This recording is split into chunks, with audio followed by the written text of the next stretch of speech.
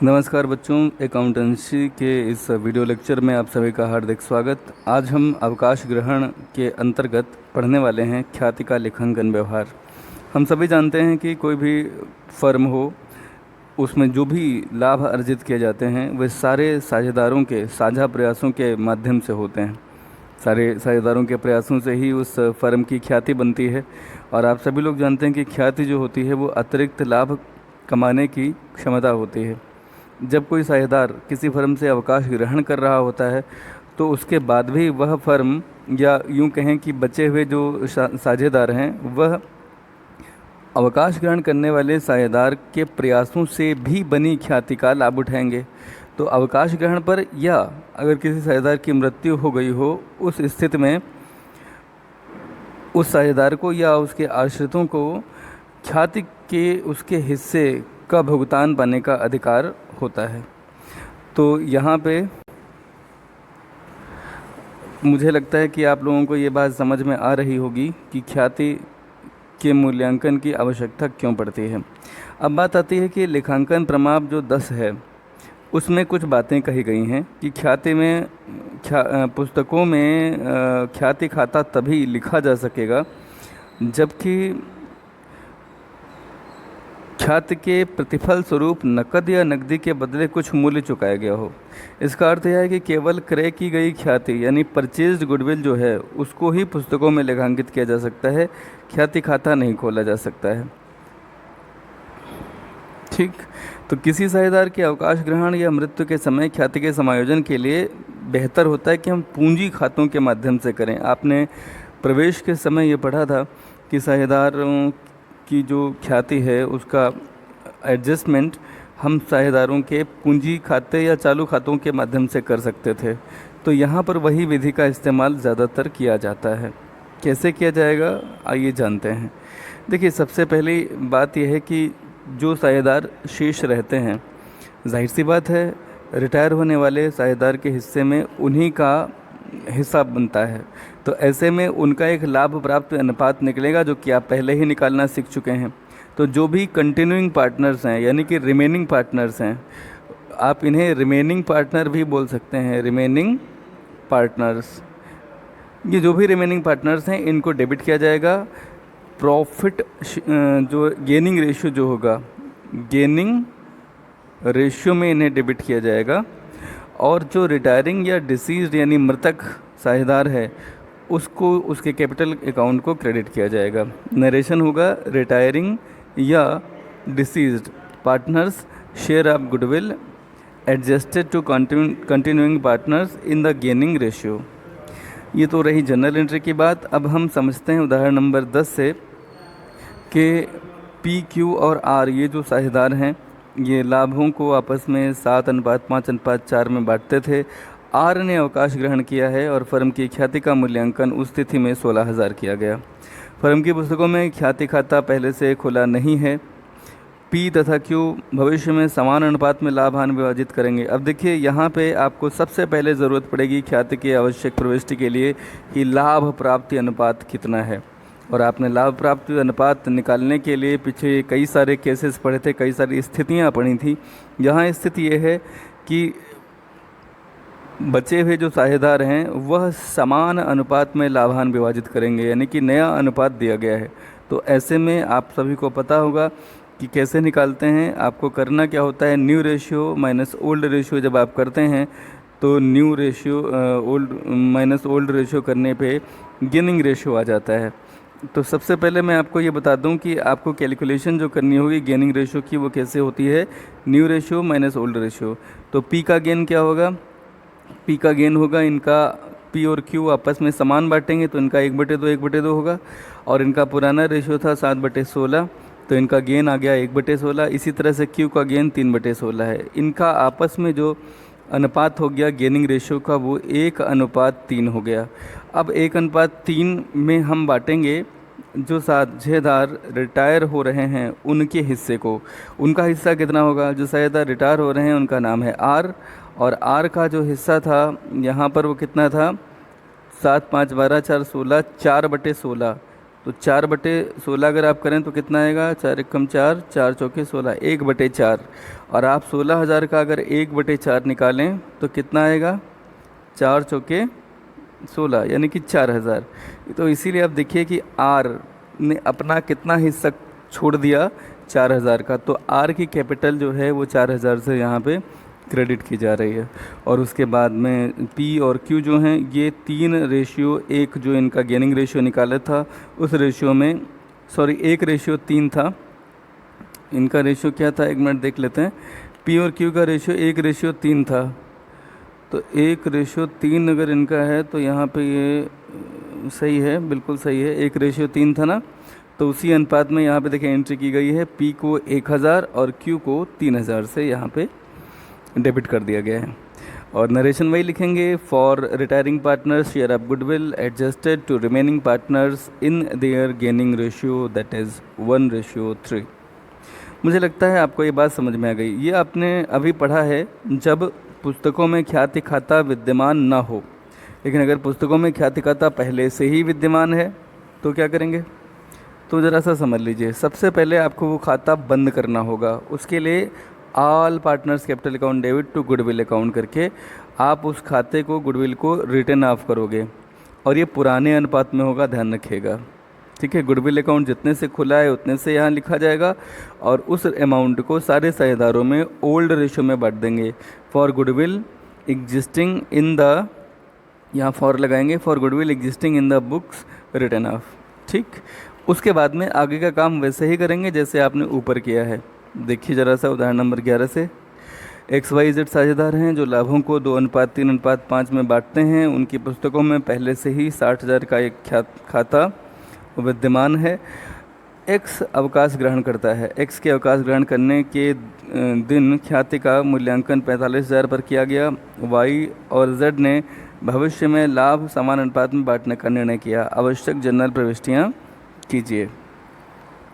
तो देखिए इसमें क्या करना होगा। इसमें सबसे पहले तो आपको जो गुडविल अकाउंट दिख रहा है 60,000 से, उसको करना है क्रेडिट और सारे साझेदारों का, ऑल पार्टनर्स को उनके ओल्ड रेशियो में कर देना है डेबिट, ठीक है। तो ये कर दिया गया है। बात आपको संभवतः समझ में आ रही होगी, ठीक है।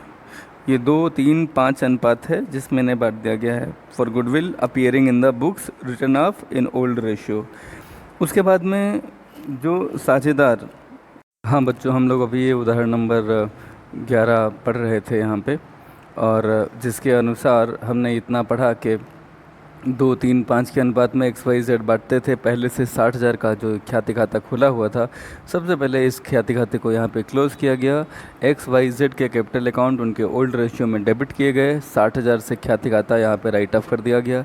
उसके बाद हमने ये जाना कि जो X हैं जो रिटायर हो रहे हैं, इनका जो हिस्सा था वो 2/10 था। अगर आप 2/10 निकालेंगे 60,000 का तो ये आपका आ जाएगा कितना, सॉरी ये 45,000 का जो नई गुडविल है निकालेंगे तो ये 9,000 आ जाएगा। इस 9,000 को बचे हुए साझेदार आपस में बांटते हैं। अगर हम गेनिंग रेशियो निकालते हैं तो गेनिंग रेशियो में ही बचे हुए साझेदार बांटते हैं।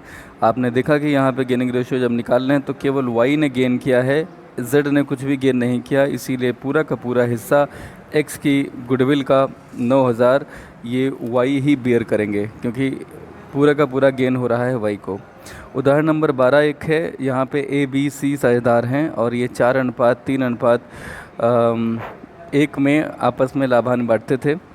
B अपने लाभ का हिस्सा A और C को 8,100 में बेचकर A से 3,600 और C से 4,500 लेने के लिए तैयार हुआ है।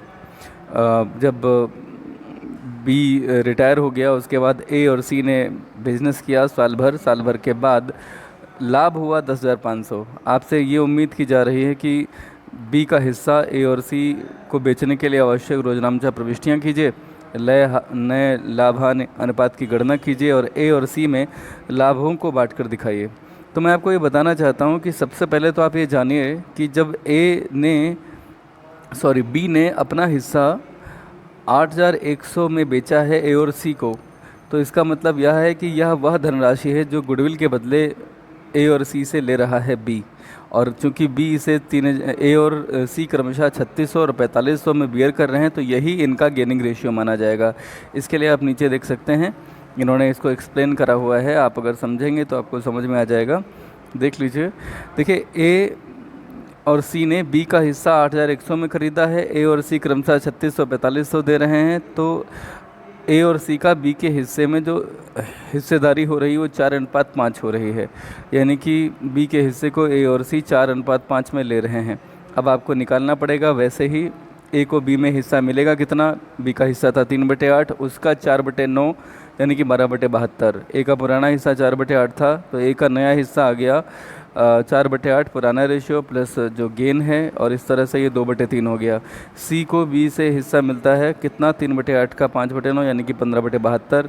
सी का नया हिस्सा निकालेंगे तो 1/8 उनका पुराना हिस्सा था, 15/72 जोड़ करके 1/3। तो इनका जो नया प्रॉफिट शेयरिंग रेशियो हो गया वो हो गया 2:1। ए और सी आपस में लाभ को किस रेशियो में बटेंगे, इसी अनुपात में। तो ए का हिस्सा हो जाएगा 7,000 और बी का होगा 3,500। ये 10,500 लास्ट में इसी में बांटा गया है। जो profit and loss appropriation account होता है उसी के ज़रिए हम इसके एडजस्टमेंट एंट्री करते हैं। तो profit and loss appropriation account debit to A's capital account to C's capital account 7,000 3,500, ये एंट्री यहाँ पे की गई है। इसके बाद में फिर बात आती है संपत्तियों और दायित्वों का पुनर्मूल्यांकन। ये ठीक वैसे ही करते हैं जैसे कि आपने प्रवेश में पढ़ा था। संचित लाभों और संचयों का समायोजन, मैं इस टॉपिक को आपको जल्दी से बता देता हूँ। देखिए, जितने भी संचित लाभ होते हैं उन सभी को पार्टनर्स के कैपिटल अकाउंट में ट्रांसफ़र कर देना होता है उनके ओल्ड प्रॉफिट शेयरिंग रेशियो में, ठीक है।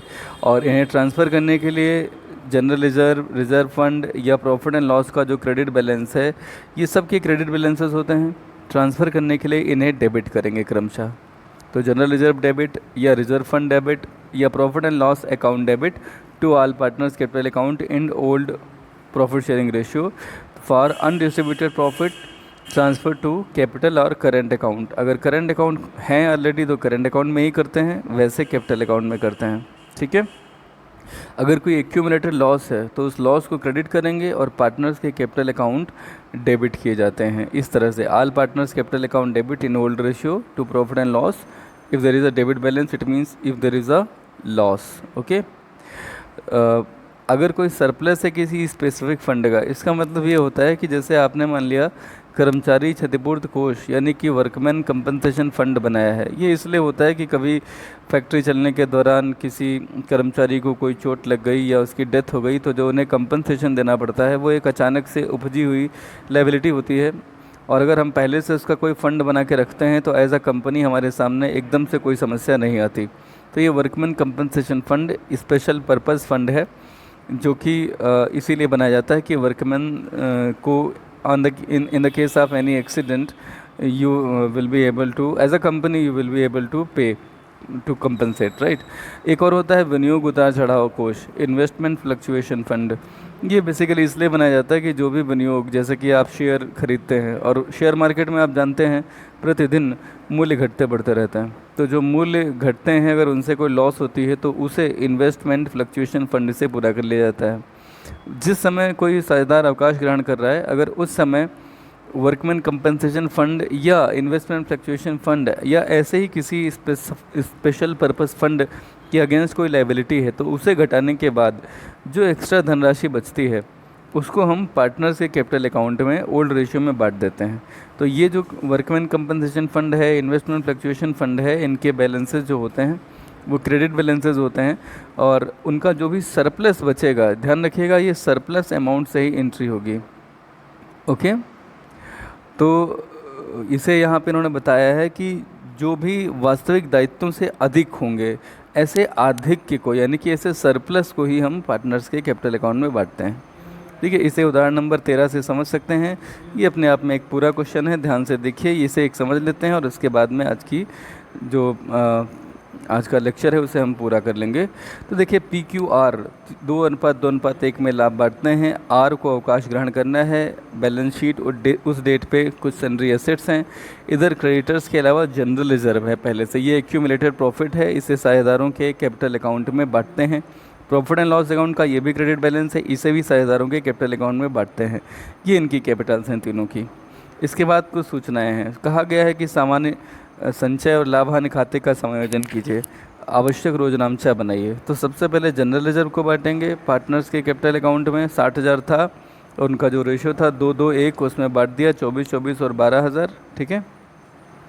उसके बाद में जो दूसरी एंट्री होगी वो होगी प्रॉफिट एंड लॉस को बांटने के लिए। उसकी भी एंट्री वही 15,000 को 2-2-1 में कर दिया गया है। नरेशन वही लिखेंगे, for balance of profit and loss transfer to capital accounts of all partners in old sharing ratio. ऊपर लिखेंगे फॉर क्या था ये आपका general reserve, for general reserve transfer to capital accounts of all partners in old ratio on ours retirement, ऐसे करके लिख सकते हैं। तो अवकाश ग्रहण करने वाले साझेदार को भुगतान कैसे करेंगे? कैश में कर सकते हैं भुगतान। अगर कैश में करेंगे तो retiring partners capital account debit to cash. अगर चेक से कर रहे हैं तो to bank for his share paid off. अगर उसे हम नकद भुगतान नहीं कर पाते तो हम वो धनराशि जो उसे देनी होती है कैपिटल की धनराशि, उसके लोन खाते में ट्रांसफ़र कर देते हैं। सपोज़ ये ए का खाता होता तो A's capital account debit to A's loan account ये लिख देते हैं, ठीक है, for balance of his capital account transfer to his loan account. Okay, इस लोन पर 6% वार्षिक ब्याज की दर से उसको जो है ब्याज पाने का भी अधिकार होता है, ठीक है। ये यहाँ पर एक कंप्लीट उदाहरण नंबर 14। ABC एक व्यवसाय में साझेदार हैं जो कि लाभ हानि को 3-2-1 के अनुपात में बांटते हैं। 30 जून 2016 को उनका स्थित विवरण निम्नलिखित है। सन्ड्री क्रेडिटर्स, रिजर्व फंड, इधर असेट्स सामान्य असेट्स हैं। उपर्युक्त तिथि पर सी ने अवकाश ग्रहण किया है और सहमति हुई है कि उसकी देय राशि को नकद में भुगतान कर दिया जाए। समायोजन के लिए विविध देनदारों पर 5%, संदिग्ध ऋणों के लिए आयोजन, स्कंद पर 5%, मशीनरी पर 6% घिसावट यानी कि कमी। कारखाने के भवन का मूल्यांकन 15,100 किया गया है, ये पहले 14,000 था, तो ये 1,100 की इंक्रीज़ है। इसे रिवैल्यूएशन अकाउंट के क्रेडिट साइड में दिखाएंगे। जो कमियाँ होती हैं वो रिवैल्यूएशन अकाउंट के डेबिट साइड में जाती हैं, ध्यान रखिएगा। आपको इसमें पुनर्मूल्यांकन खाता बनाना है, पूंजी खाते बनाने हैं और 1 जुलाई को बैलेंस शीट भी बनानी है। सबसे पहले रिवैल्यूएशन अकाउंट बनाया गया है, वैसे ही जैसे कि आपने प्रवेश वाले चैप्टर में सीखा था। प्रोविजन बनाया, स्टॉक में कमी आई, मशीनरी पे कमी आई, वो डेबिट साइड में दिखाया गया। फैक्ट्री बिल्डिंग बढ़ी 1,100 से, इधर दिखाया गया। इस तरह से लॉस हुआ है 300 का और ये इनके अनुपात में बांट दिया गया है। मेरे ख्याल से ये इनका अनुपात जो है वो 3:2:1 है, तो उसी में बांट दिया गया है। उसके बाद में पार्टनर्स कैपिटल अकाउंट में आप सबसे पहले जो काम करते हैं वो इनके बैलेंसेस उतारते हैं। रिजर्व फंड जो होता है वो पार्टनर्स के कैपिटल अकाउंट के क्रेडिट साइड में बांट दिया जाता है, उनके अनुपात में 3:2:1 में। रिवैल्यूएशन पे लॉस हुआ है वो इधर दिखा दिया। फाइनली जब आप बैलेंसिंग करेंगे तो 11,000 का इधर टोटल था सी का, वही इधर उतार लिया। 50 रुपये पहले से थे तो इसका मतलब है 10,950 ये सी को पे करने थे, तो इतना सी को पे कर दिया। इसके अलावा इन लोगों की 13,000 लिखा, इधर बैलेंसिंग कर दी 12,850 से। ए का बैलेंस बचा और बी का बैलेंस बचा 11,900। जब आप इसमें बैलेंस शीट बनाएंगे तो जो भी कैश इन हैंड की बात करें तो 11,600 आपके पास था, जिसमें से 10,950 दे चुके तो केवल 650 बचा। ये किसको दिया? सी को, रिटायरमेंट में। कैश एट बैंक जितना था उतना लिखा, सन्ड्री डेटर्स जितने थे उसमें से जो नया प्रोविजन बताया घटाने के बाद लिख दिया स्टॉक इन हैंड, मशीनरी और फैक्ट्री बिल्डिंग, इनकी जो जो नए नए मूल्य आएंगे क्रमशः डिप्रिसिएशन घटाने और एप्रिसिएशन जोड़ने के बाद जो आएगा वो लिखेंगे। वो बेहतर होता है यहाँ पे घटा के और जोड़ के दिखाएं, हम उसका ब्यौरा दिखें ब्रैकेट में, ठीक है। और कैपिटल जो आपने नए बैलेंसेस निकाले हैं वो लिख देते हैं। ये बहुत सिंपल सा सवाल है, मुझे लगता है यहाँ तक आपको समझ में आया होगा। ऐसे ही इसमें आगे के उदाहरण नंबर 15 है, उसको आपको समझने की कोशिश करनी है। ठीक ऐसे ही एक सवाल है, इसमें आपने अभी तक जितने भी चीज़ें पढ़ी हैं उनका ट्रीटमेंट करना आपको सिखाया गया है। तो उदाहरण नंबर 15 आप सभी को समझना है। साझेदारों के पूंजी खातों का समायोजन एक नया टॉपिक है, इसे हम कल पढ़ेंगे। आज के लिए बहुत बहुत धन्यवाद आप सभी का।